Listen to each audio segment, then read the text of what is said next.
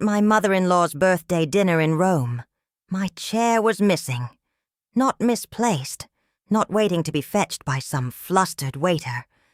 Simply missing. The table gleamed with silverware and laughter, candles flickering over crystal glasses. My husband chuckled softly, his tone playful enough to sound harmless. "Oops," he said. "Guess we miscounted."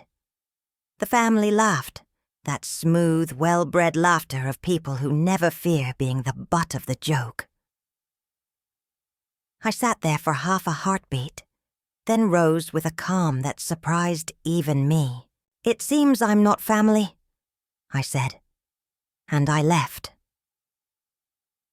30 minutes later, as the candles burned lower, they realized what I'd done, that I had cancelled everything.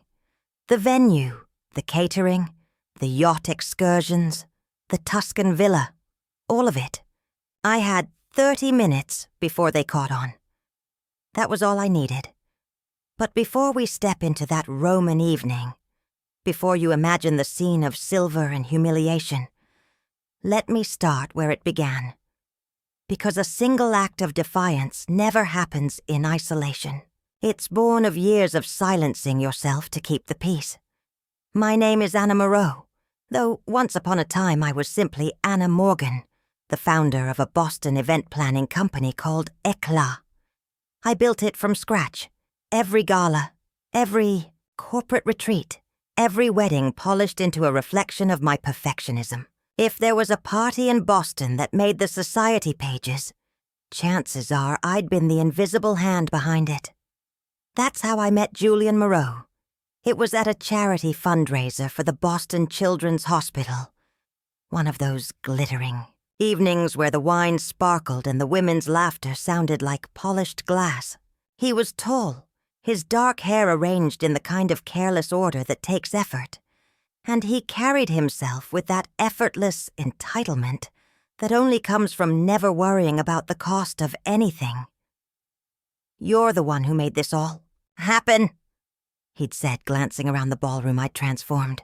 "My mother has been searching for someone like you for her upcoming foundation gala. I think I've just found her answer." That night led to another job, and then another. Before long, I was planning nearly every Moreau family function, from charity benefits to intimate soirees. The Moreaus were Boston aristocracy, the kind of old money that didn't need to show itself. You could hear it in their diction, see it in the muted fabrics they wore, feel it in how they carried silence like a badge of power. Their wealth was like the air around them, invisible, but absolute. Julian was their golden son, handsome, well-mannered, and disarmingly attentive. Our romance began quietly, 6 months after my first job for his family. He pursued me with the charm of a man who always got what he wanted, and I, who had always prided myself on control, found myself drawn into his orbit. There were warning signs, of course. His mother, Vivian, had a way of smiling as though she were assessing the price of your soul. When Julian introduced me as more than his event planner, her expression didn't falter, but the temperature in the room shifted by a single sharp degree. "You've done well for yourself," she'd said at our first dinner together, her pearls glinting like tiny judgments. "Self-made success is so very American." I laughed politely, mistaking cruelty for sophistication. Julian was different, I told myself. He was kind, progressive, uninterested in the old hierarchies his family worshipped. When he proposed 11 months later, I ignored the unease that pooled beneath my ribs. I told myself that love, if tended properly, could survive any social climate. The wedding was a spectacle, and as you might expect, I planned it myself. I didn't trust another planner with my own vows. The Moreau's estate glittered under strings of imported lanterns. The orchestra played under the stars. Vivienne disapproved of nearly everything. The flowers were too modern, the guest list too new money, the food too adventurous. But I smiled through it, compromising where I could, standing firm where it mattered. Julian played the diplomat, smoothing over conflicts with practiced ease. But I noticed, even then, that he rarely contradicted his mother. He'd murmur things like, "She means well," or "Don't take it personally." But it was personal. It always was. After the wedding, the subtle undermining grew roots. Vivienne would ask my advice on decor for her events, only to ignore it entirely. She'd praise me publicly for my artistic touch, in a tone that reduced my profession to a hobby. "Anna has such a good eye for these things," she'd tell her friends, patting my hand. It's almost like having a personal party planner in the family. Every word was a pinprick, small, deliberate, and hard to call out without sounding petty. Julian never defended me. "That's just how my mother is," he'd say. "Don't let it get under your skin." But it did. Over time, those little dismissals built a quiet ache inside me. The kind that doesn't scream, just sits and waits. When Vivienne turned 70, she wanted to celebrate in Rome, a week-long series of events culminating in a private dinner overlooking the Colosseum. For me, it was more than just another event.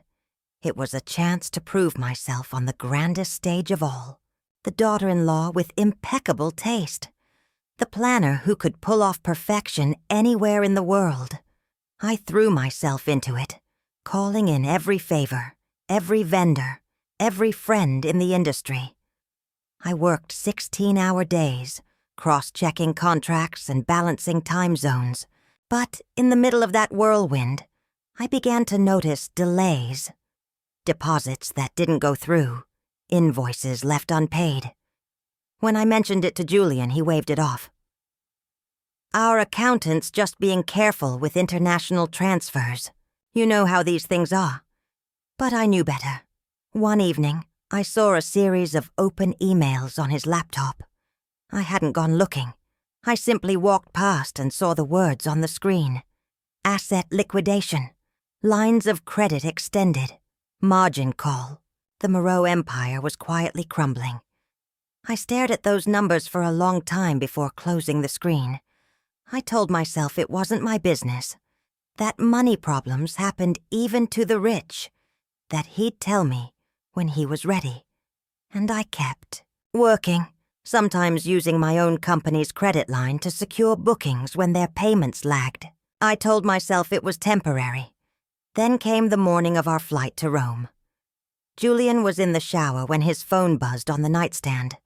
I shouldn't have looked. I had never looked before. But something, maybe instinct, maybe fatigue, made my eyes flick toward it. The message preview said, "Can't wait to see you in Rome. Have you told her yet?" The sender's name was Vanessa Holt, a woman whose name I hadn't heard in years, but whose ghost had hovered since the beginning. Julian's college girlfriend, the one his parents had always assumed he'd marry, the one Vivienne still mentioned fondly in passing. My heart clenched, but my fingers moved of their own accord. I opened the thread. Months of messages, photos, and plans for a life that didn't include me. A baby, due in 4 months. I stared at the screen until my pulse quieted, then forwarded the messages to myself. I deleted the thread from his phone, then set it back down on the table like a sleeping animal. When Julian came out of the shower, I was smiling. My bags were already packed. That night, as our plane soared over the Atlantic, I stared at the clouds and rehearsed every possible version of my confrontation. But in the end, I decided I wouldn't confront him. Not yet. I wanted to see just how far he'd go to maintain his illusion. Rome greeted us in a haze of gold, the kind of light that makes everything look softer, even betrayal. At the airport, a line of sleek black vans waited, arranged with military precision. I'd coordinated every detail down to the chilled bottled water and hand-tied ribbons on the welcome signs. Vivian stepped off the plane, surveyed the cars, and frowned. "I thought I'd specified the hotel vehicles," she said. "These seem rather common." "These are from Lux Transport," I replied.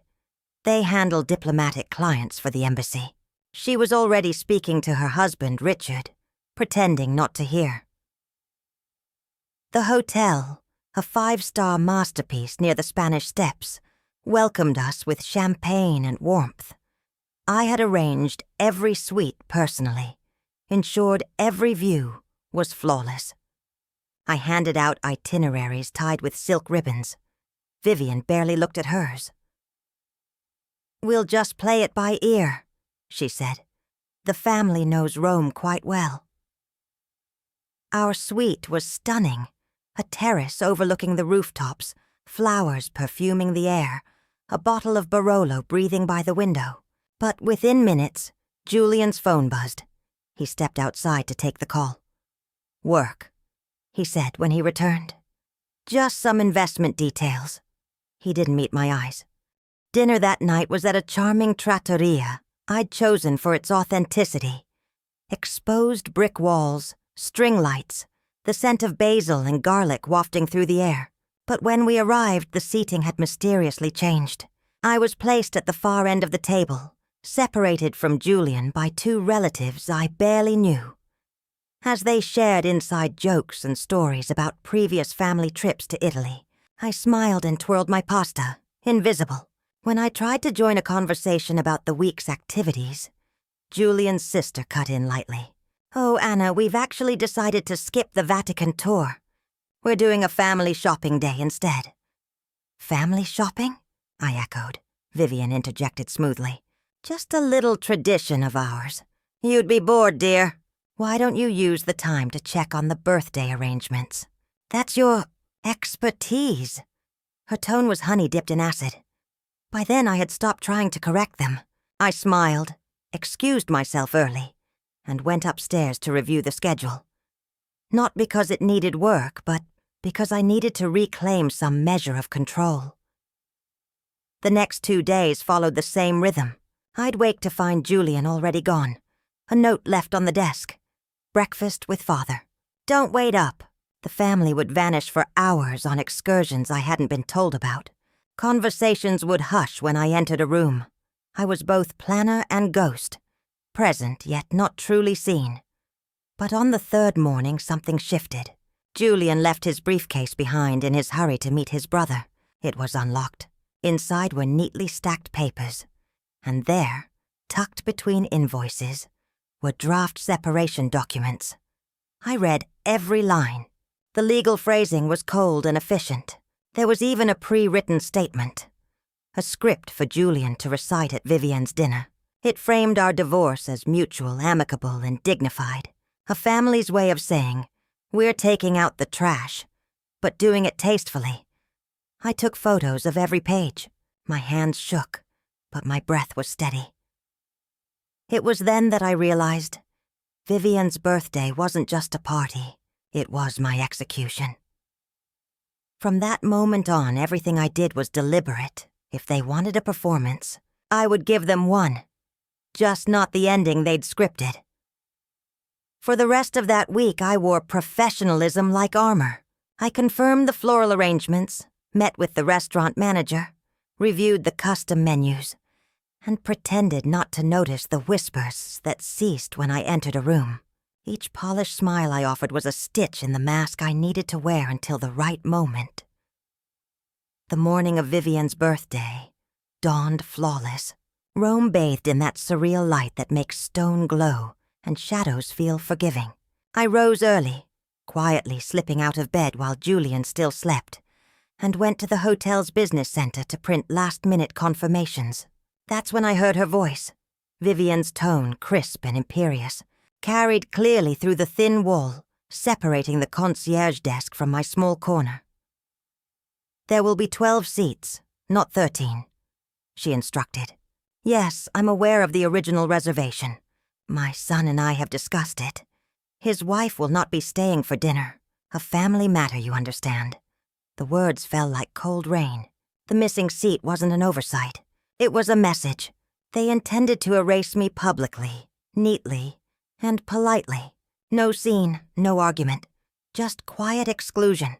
The kind that could be explained away as an unfortunate misunderstanding. I remember closing my laptop, gathering the neatly stacked papers and walking back to the elevator. Inside, my reflection in the brass doors looked almost serene, but my pulse throbbed beneath my skin like a second heartbeat. I had spent years creating perfection for others. Tonight, I would use that same precision for myself. If they wanted a memorable celebration, I would give them one they'd never forget. At the restaurant, I arrived early, as any good planner would. Aroma sat like a jewel atop its terrace. Overlooking the Colosseum, the city stretched out in dusky amber light. Every tablecloth was pressed, every candle trimmed. The scent of lemon blossoms from the floral centerpieces filled the air. The maître d' Marco greeted me warmly. "Is everything to your satisfaction, Signora Moreau?" "Perfect," I said. And it was. I intended it to be. When I returned to the hotel, I took my time getting ready. The midnight blue gown I'd chosen shimmered softly beneath the lamplight, the color of calm seas hiding deep storms. As I painted my lips a quiet shade of rose, I caught my reflection and thought, this is the last performance I'll ever give for them. I met the family in the lobby. They stood clustered together, a well-dressed wall of polite conversation. Vivian, radiant in champagne silk, offered me a smile that felt like victory.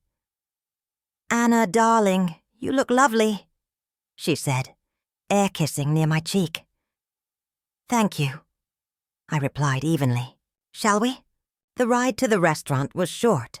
Conversation fluttered like birds, hollow, noisy, irrelevant. Julian's hand brushed the small of my back as we stepped into the elevator to the rooftop. Once that touch had steadied me. Now, it felt like choreography for an audience. The terrace was magnificent, just as I'd designed it. The Colosseum loomed in the distance, illuminated in gold. The table, her table, gleamed beneath strings of soft light, a perfect setting for betrayal. One by one, they took their seats. Laughter, chatter, toasts to the birthday girl. I approached my place and found nothing. No chair, no setting, no trace that I had ever been expected. For a moment, I stood there, feeling the air tighten around me. Then Vivian spoke, her tone light and practiced. "Is something wrong, dear?" "There seems to be a mistake," I said. "My seat is missing." "Oh?" she replied, feigning confusion. "Surely a simple miscount. These things happen." The family played their parts well. Furrowed brows, little murmurs of surprise. Julian half rose from his chair, his voice casual, rehearsed. "Oops, guess we miscounted." They laughed. Not cruelly, exactly. Just comfortably, as though my humiliation were a familiar joke they had all agreed upon. In that moment, time slowed. I saw it all. The calculated setting, the laughter as armor, the satisfaction glittering behind Vivian's eyes. Every word, every act of dismissal over the past 5 years had led here. I could have shouted. I could have exposed their plot in front of the staff, turned the table into a battlefield of truth. But that's what they wanted. They needed me to explode so they could call me unstable, vindicate their quiet disdain. Instead, I straightened my shoulders, smiled faintly and said, "It seems I'm not family." Then I turned and walked away. The silence behind me was absolute. Outside, the Roman air felt cool against my skin. My hands trembled, but my mind was crystal clear. I crossed the street to a small cafe, ordered an espresso, and opened my phone. For years, I'd built my reputation on control, on knowing how to pull the strings others didn't even see. I had 30 minutes before they realized what was happening. I knew exactly how long 30 minutes could be. First, the email to Marco at the restaurant, confirming the release of the Moreau reservation guarantees. The contracts had been in my name, through my company. I attached proof of payment reversals. Then the vineyard for the following day's luncheon. Cancelled. The yacht excursion. Cancelled. The villa in Tuscany. Released back to the agency. Each message came with confirmation receipts. Funds rerouted back into my business account. One by one, I dismantled the week they had built on my labor and my credit. My phone buzzed. "Julian, where are you? This isn't funny. Come back." Another message. "Anna, the hotel just called. They said our reservations are cancelled." "What are you doing?" I ignored them all. At the 28th minute, I stood, smoothing the skirt of my gown, and walked back toward the restaurant. The city glowed around me, gold and shadow, history and silence, the kind of night where endings feel preordained. Through the service entrance, I found Marco waiting. "Signora," he said softly. "Are you certain about this? It is unusual." "I'm certain," I said, handing him a sealed envelope. "Proof of cancellations and reversals. The Moreaus will need a new form of payment if they wish to continue." He nodded, glancing at the document with a mix of respect and apprehension. "When should I inform them?" "In 5 minutes," I said. "I'd like to watch." He led me to a discreet alcove with a perfect view of the dining terrace. From there I watched the family mid-toast, their glasses raised, faces luminous in candlelight. For a moment it almost looked beautiful. This picture of unity built on deceit. Then Marco approached them. At first there was confusion, a murmur. Richard Moreau leaned forward, his voice low but urgent. Marco shook his head politely, showing him the tablet with the reversed charges. I watched Richard's face shift from irritation to alarm. Vivian's hand, glittering with diamonds, froze halfway to her glass. Julian's phone lit up. He was reading my text. "All deposits have been reversed. All reservations cancelled. Your accounts will be public soon. Enjoy your dinner." I could almost feel the panic ripple through the table. Chairs scraped. Voices rose, restrained but sharp. Guests at nearby tables turned to watch. The perfect Moreau facade cracked in real time. Julian called again. I answered. "What the hell do you think you're doing?" he hissed. "I'm simply stepping back," I said. "After all, I'm not family." "This isn't a joke, Anna. You're humiliating us." "No," I said. "You did that yourselves. I'm just letting the world see it. You don't understand what this will do to us. I understand perfectly," I said. "That's why I'm doing it." He tried again, desperation creeping in. "Come back to the hotel. We'll talk." "There's nothing left to say, Julian. I've seen the bank statements, the offshore accounts, the messages from Vanessa about the baby, the script you wrote to announce our amicable divorce." Silence, then a sharp breath. "Those were private," he said, his voice trembling. "Yes," I said. "So was our marriage." Through the restaurant window, I could see Vivian clutching her pearls like a woman warding off an earthquake. Melissa whispered frantically to her husband. Richard's face burned crimson. Julian stood abruptly, his chair tipping backward. "I never wanted this," he shouted. "You've destroyed everything." "Not everything," I said. "Just the illusion." Then I ended the call. I stepped from the alcove and walked into the open air of the terrace. Every head turned. The candles flickered in the sudden breeze. Vivian's voice, usually so composed, trembled with fury. "How dare you ruin my birthday?" I smiled. Small, quiet, sure.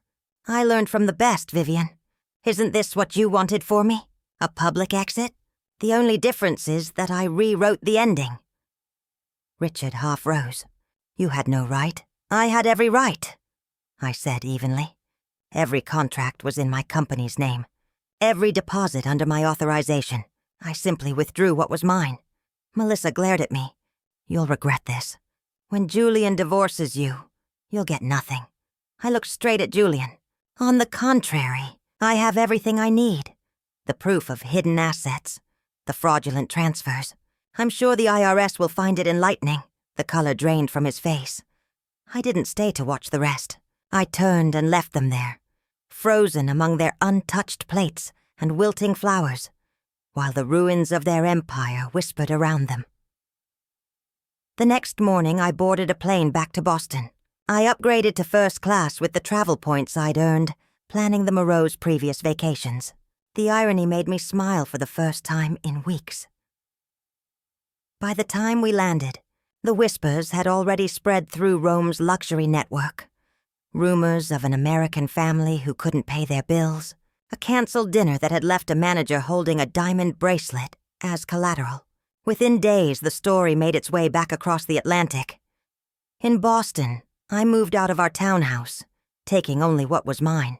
My books, my jewelry, the art I'd bought with my own money. Everything else I left behind, including the ghost of the woman I'd been. The Boston Globe ran a small piece 2 days later. Investment Group Faces Inquiry. It didn't name the Moreaus outright, but the implication was clear. When Julian appeared at my new apartment a week later, he looked smaller, deflated. "You have to stop this," he said. "This isn't a negotiation tactic. You're ruining us." "No," I said gently. "You did that yourselves. I just stopped saving you from it." He sank onto my couch, his hands shaking. "The SEC is investigating. My mother's foundation lost its donors. The board. God, Anna, the board. I told you," I said quietly. "Every house built on pretense eventually caves in." He tried one last time. "Sign an NDA. Take whatever you want. Just let this die." I smiled, tired but free. "I don't want your money, Julian. I want my name back." He looked up at me then. Really looked. Maybe for the first time since we married. "I did love you once," he said. "I believe you," I replied. "But not enough." He left soon after. I watched him from the window as the rain began to fall, streaking the glass with quiet lines of silver. Months passed. The scandal deepened. The Moreau's firm dissolved under investigation. Vivian's position on charity boards shifted from active to emeritus. And Vanessa? She married Julian quietly. Their daughter was born 2 weeks later. I sent no gift. Meanwhile, Eclat thrived. My clients, those who had once whispered about the Moreau embarrassment, came back, this time with respect in their voices.